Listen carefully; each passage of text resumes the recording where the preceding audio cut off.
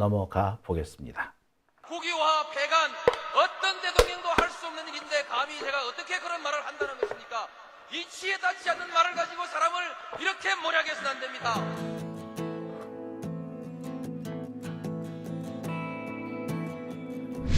기나긴 밤이었거든 압제의 밤이었거든 사랑이 한 몸 썩어져 이 붉은 사나에 사랑 해방의 횃불 아래 벌거숭이 사나에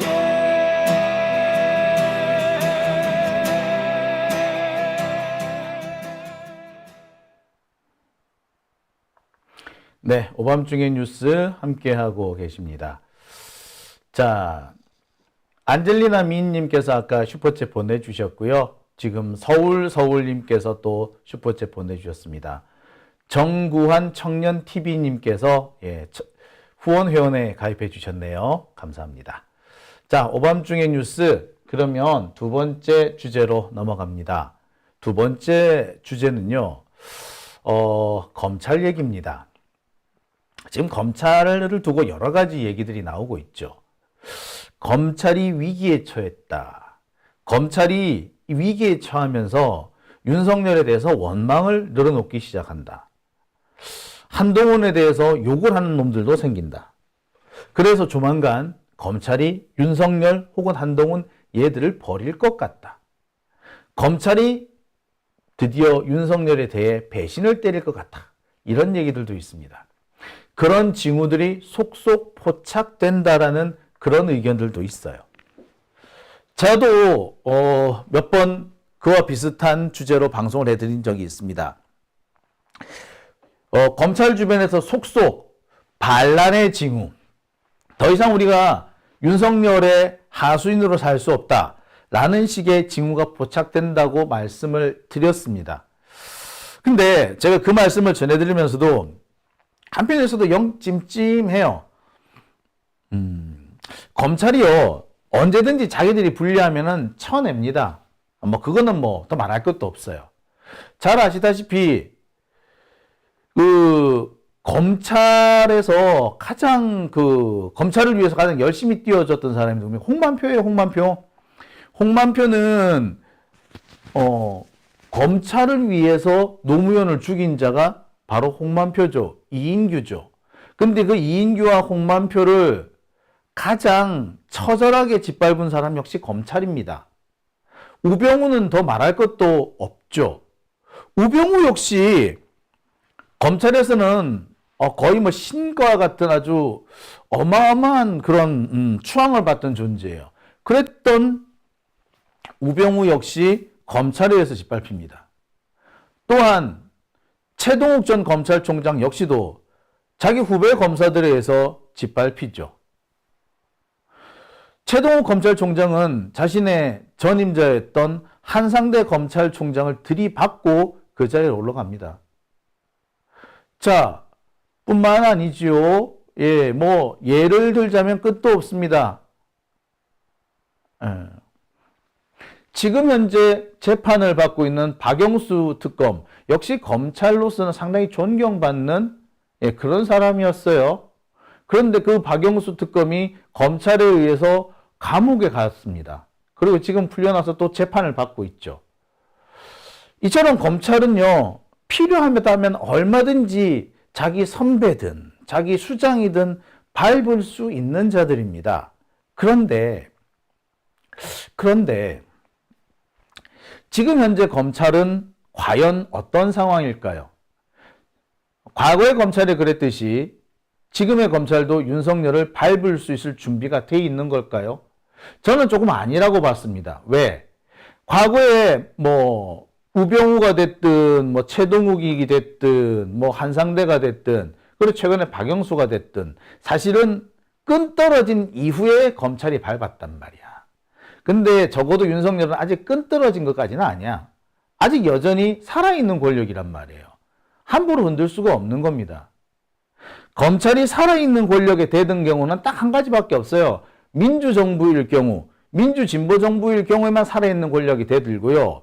그러지 않으면은 반드시 죽고 난 다음에, 죽은 권력이 되고 난 다음에 짓밟는 게 그게 검찰입니다. 아주 야비한 새끼들이지. 짐승의 썩은 고기만 물어뜯는 하이에나 같은 새끼들이지. 그러면서 자기들이 아이고, 공정, 상식, 법치, LA 그냥 싸대기를 하나씩 올려 붙일까 보다, 이씨. 자, 어쨌거나 제가 드리고 싶은 말씀은 여러 가지 이 정황, 검찰이 윤석열로부터 서서히 멀어지고 있다는 여러 가지 정황이 있고 검찰 내부에서 불만이 폭발하고 있다라는 것까지는 사실인데 그래서 검찰이 윤석열을 버릴까? 살아있는 권력인데 여전히?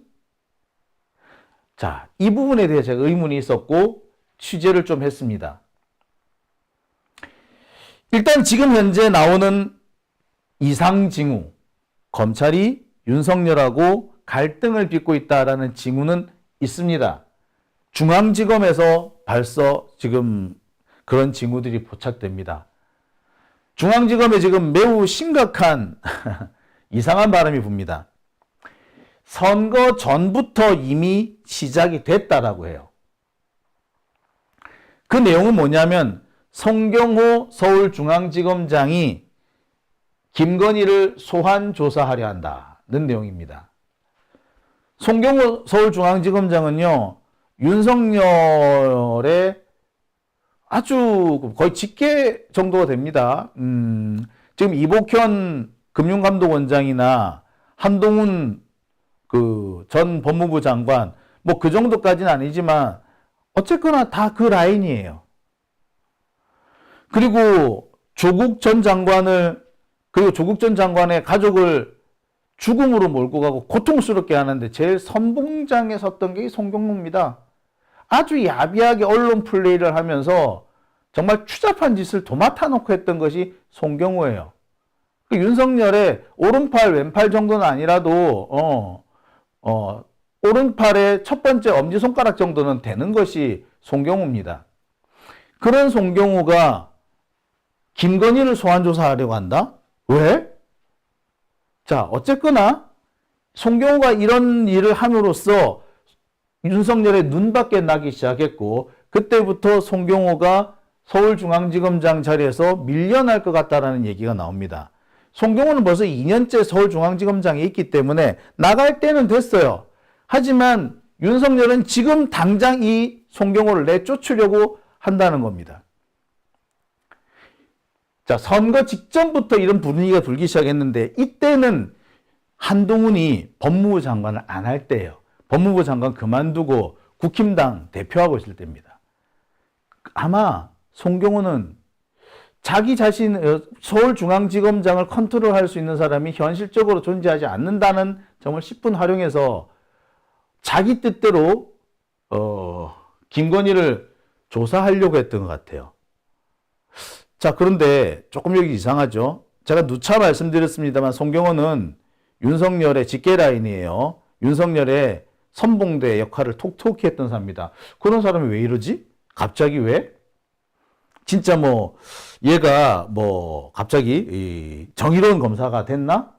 아니에요. 여하튼 송경호가 이렇게 하니까 윤석열은 부랴부랴 후임 법무부 장관을 지명합니다. 그리고 법무부 장관을 통해서 올 2월달, 3월달 이 무렵에 이 송경호 주무장관을 교체하려고 해요. 근데 이 교체를 이 당시에 못하죠. 누가 반대했다? 이원석 검찰총장이 반대를 했다는 거야. 자, 이때부터 계속 나오는 얘기가 검찰 수뇌부, 그러니까 법무부 장관하고 검찰총장 이 둘 사이에 갈등이 있다라는 얘기가 계속 나왔어요. 아니, 뻔하지. 서울중앙지검장을 갈아치울 수 있는 사람은 두 사람밖에 없어요. 대통령 아니면 법무부 장관 아니면 검찰총장이에요. 그러니까 대통령이 직접 싸움을 날 수는 없고 싸움이 난다면 법무부 장관하고 검찰총장하고 싸움이 난 걸 거예요. 이게 지난 2월, 3월 계속 회자가 됐습니다.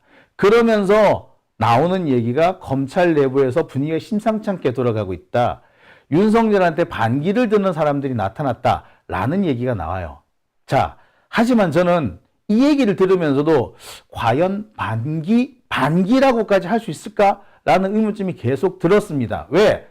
누차 말씀드립니다만 송경호는 그럴 사람이 아니야.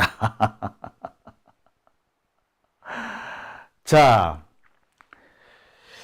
여하튼 법무부 장관이 검찰총장과 송경호 중앙지검장을 갈아치우려고 몇 차례 시도를 했다는 것은 사실입니다. 자, 왜 송경호는 그러면 김건희를 소환하려고 했느냐? 정말 윤석열을 뭐 어떻게 해코지라도 하려고? 아니요. 송경호는 그럴 사람이 아닙니다. 송경호는요, 자기 딴에는 이게 윤석열을 위해서 하는 일이라고 생각하는 것 같습니다. 빨리 김건희를 소환해서 절차를 얼른 마무리하는 것이 오히려 윤석열한테도 도움이 된다라고 생각한 거죠.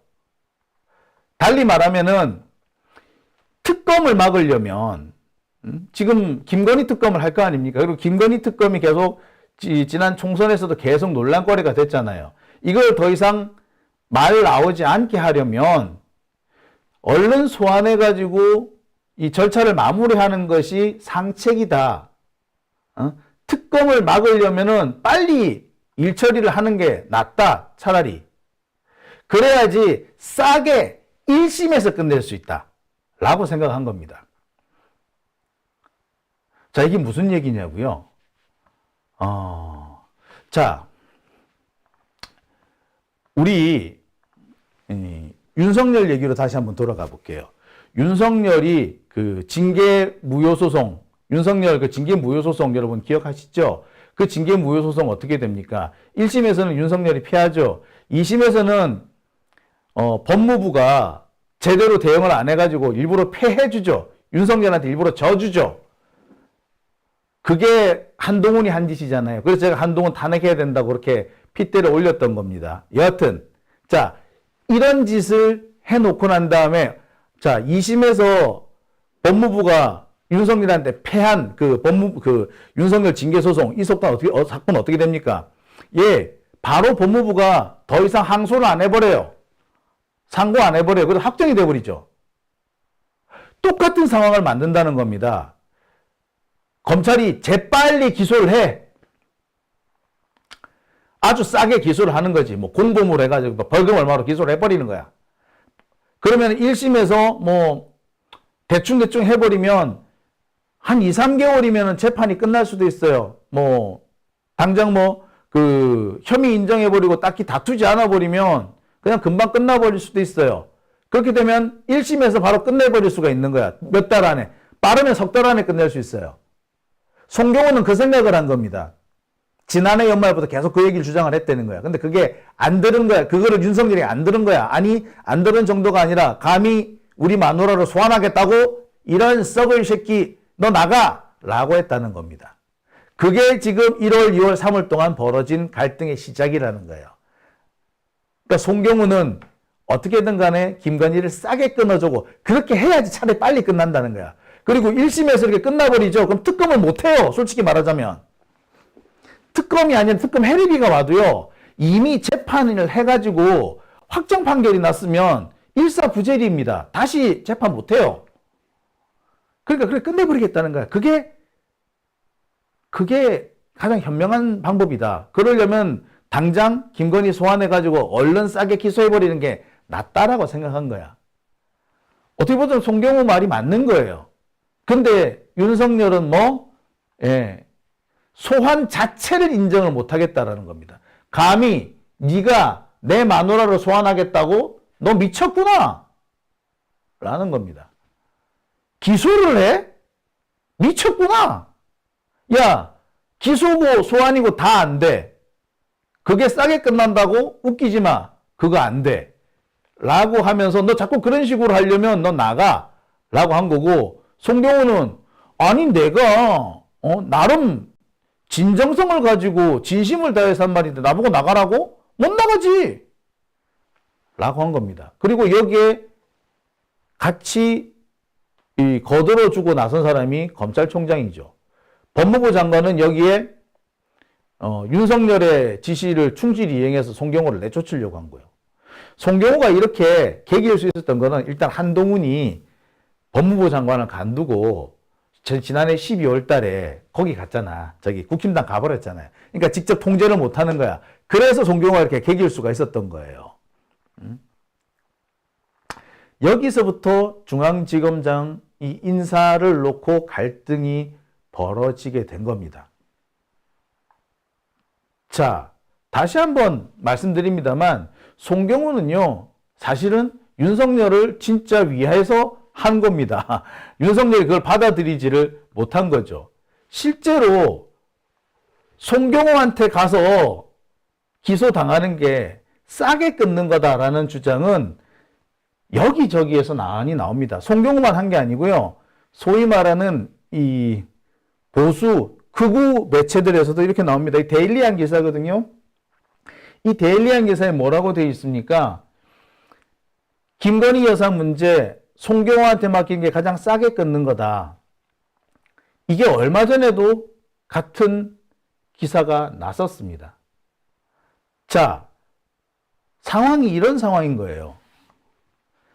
이 얘기는 자, 뭐 계속 나왔던 얘기인데, 자, 보십시다.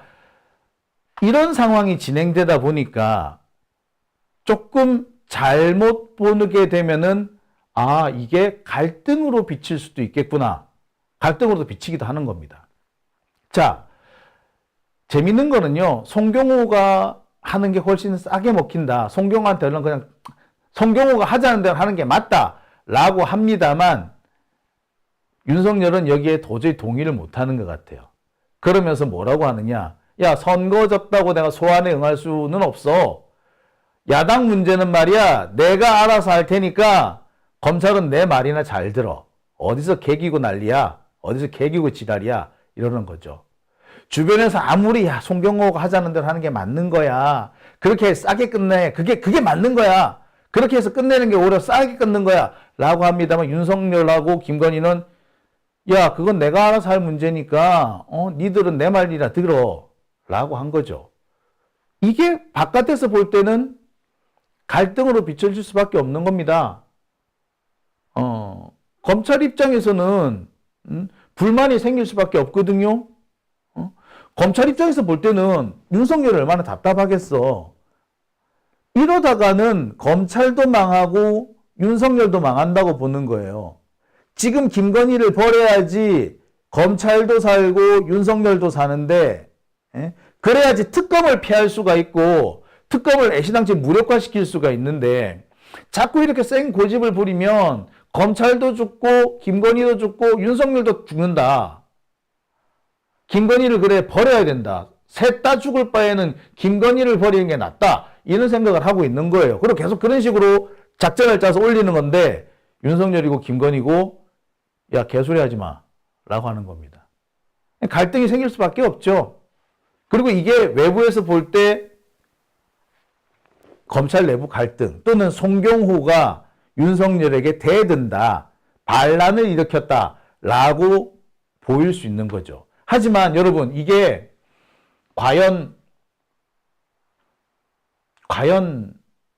반란일까요? 자, 송경호가 정말 정의를 바로 세우기 위해서 이러는 겁니까? 아니죠. 자기들의 검찰의 꼼수죠. 그죠? 나름 꼼수를 부리고 있는 거야. 이 꼼수를 제가 볼 때는 송경호 생각이 맞아요. 예. 저도 제일 걱정했던 것이 특검을 이렇게 윤석열이 거부권을 행사하고 혹은 특검을 이게 그 법사위에서 틀어막고 있고 그 조정훈이 이런 놈들이 틀어막아주고 있고 그 사이에 시간 끄는 사이에 검찰이 김건희를 소환해가지고 후딱 기소한 다음에 엄청 싸게 끊어주는 방식으로 해가지고 벌금 몇 푼으로 끝내버리면, 그리고 이게 확정 판결이 나와버리면, 그러니까 2심, 3심 안 가고 거기서 그냥 막 확정 판결이 나와버리면 게임 끝나버리거든요. 그럼 특검 못해요. 진짜 못해, 그거는. 일사부재리가 되기 때문에 못하는 거예요. 50억 특검이고 그거 다 마찬가지입니다. 지금 그 페이스대로 가고 있는 게 사실 박영수란 말이에요. 박영수는 이미 기소가 돼버렸단 말이야. 자, 요 라인으로 가게끔 만들면은 사실 제일 난감합니다. 근데 윤석열은 이걸 못 받아들이는 거지. 그러면은 이걸 받아들이라고 주장하고 있는 송경우가 정의를 위해서 그러는 겁니까? 아니면 윤석열을 위해서 그러는 겁니까? 정의를 위해서 그런 것 같지는 않죠. 그렇다면 뭘 말합니까? 달리 말하자면 이건 꼼수고요. 달리 말하자면 이건 반란이라고 보기가 어려운 겁니다. 자, 물론 반란,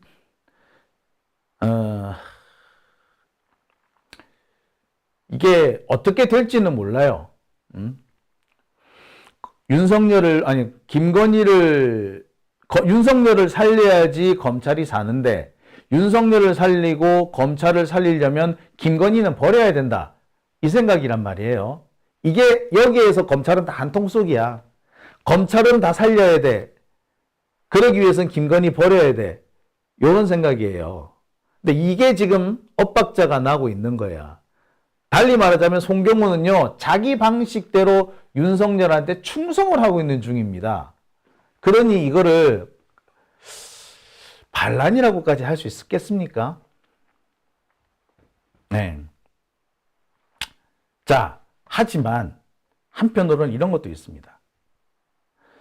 송경우 입장에서는 정말 자기는 충성을 다하고 있는데 내가 중앙지검장에서 쫓겨난다?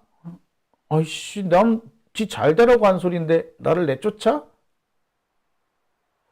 이렇게 되면은 상황이 어떻게 바뀔지 모르죠. 지금과 같은 상황이 분명히 일단 한계에 봉착되는 시점이 분명히 있을 겁니다. 그런 의미에서 보자면 반란의 시작이라고 볼 수 있을지도 모르겠어요. 여러분, 이거 어떻게 보는 게 맞을까요? 자, 오밤중의 뉴스 함께하고 계십니다.